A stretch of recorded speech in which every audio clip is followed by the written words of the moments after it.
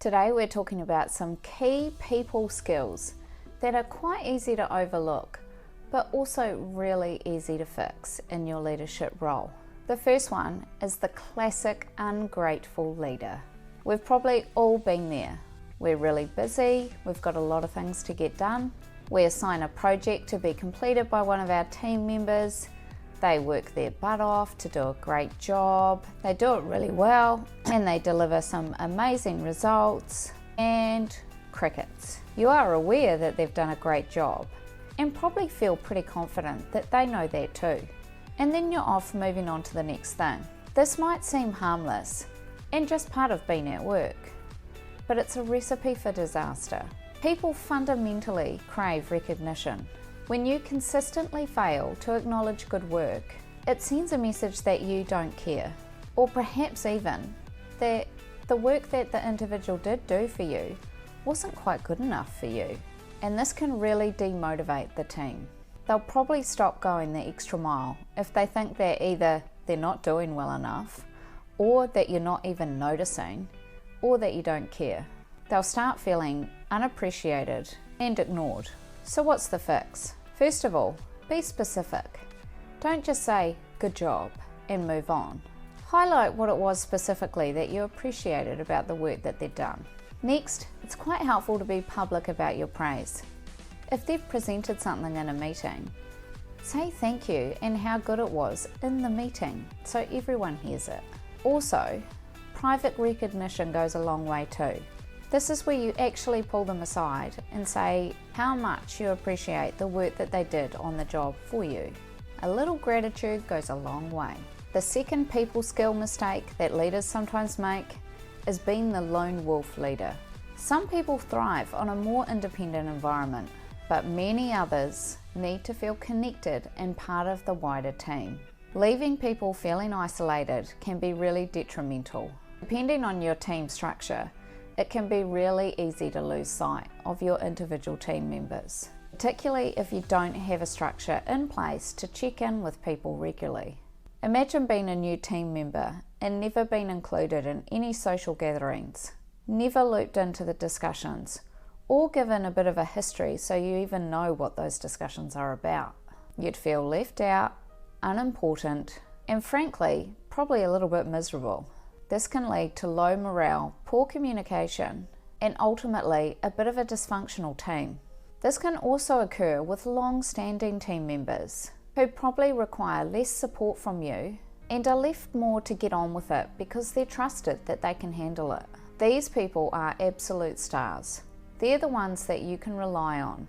They're the ones that you can trust to do a really good job. However, they can be less visible, as you'll often find yourself dealing with that one squeaky wheel and leave those reliable people to get on with their job because you trust them to do that. But it's really important that you're not leaving these people out on their own, and they have a way to connect with you and the team, even if they don't need actual help. So here's the fix for that lone wolf skill builder issue. Foster team building. It could be events that are more your thing. It could just be a meeting with your whole team that's less structured. Ways, even virtual ones, that your team can connect are really important. Encourage collaboration. Get team members to pair up. It doesn't have to be a peer support thing. It could just be that they like certain projects and that they get to team up together. And lastly, encourage open communication. Ensure that everyone is informed about what is going on, even if it doesn't directly involve them. It's good for them to hear what their team members or colleagues are working on too. It helps foster a sense of belonging. Now just quickly, for those of you who are new to my channel, my name is Nikki and I've been in leadership for over 17 years, going from leading just 2 people to leading leaders of large teams. And the third people skill mistake is the head in the sand leader. Disagreements, jealousy, personality clashes, these are all part of the workplace, but a leader who ignores any sign of trouble is just asking for it. Unresolved conflict festers. It creates tension, it hinders communication, and it can easily damage team morale. Pretending everything is fine or ignoring any uncomfortable situation will not make it go away.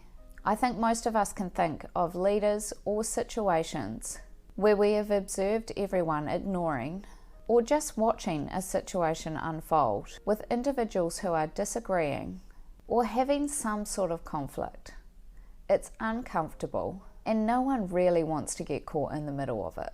This is where leadership is really crucial. If you are watching this and not intervening or addressing it, it can be viewed by your team as an appropriate way to behave and can make it normalized, particularly for the people who are acting or behaving in that way. If you are watching it and not pulling them up on it, they will perceive that it's okay to act this way and you don't have a problem with it. And for those watching, some of them may feel very uncomfortable, or worse, they may be enjoying the spectacle, which also fuels it. And for you as a leader, it makes you look like you can't handle your staff, which isn't great for your reputation and gaining respect from your team. So here's the fix. Tackle conflict head on. If you are hearing or seeing a situation, intervene, even if it's just to interrupt to prevent it going any further. If you are noticing a situation, then rest assured the rest of your team are noticing it too.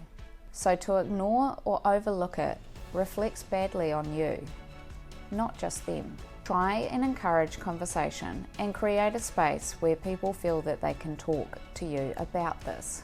When you do intervene, work on trying to be a mediator or a coach, rather than just being the boss and telling them to shut up. Help your team find common ground or solutions. Promote open communication. You can encourage healthy debate and disagreement. You don't have to completely shut it down.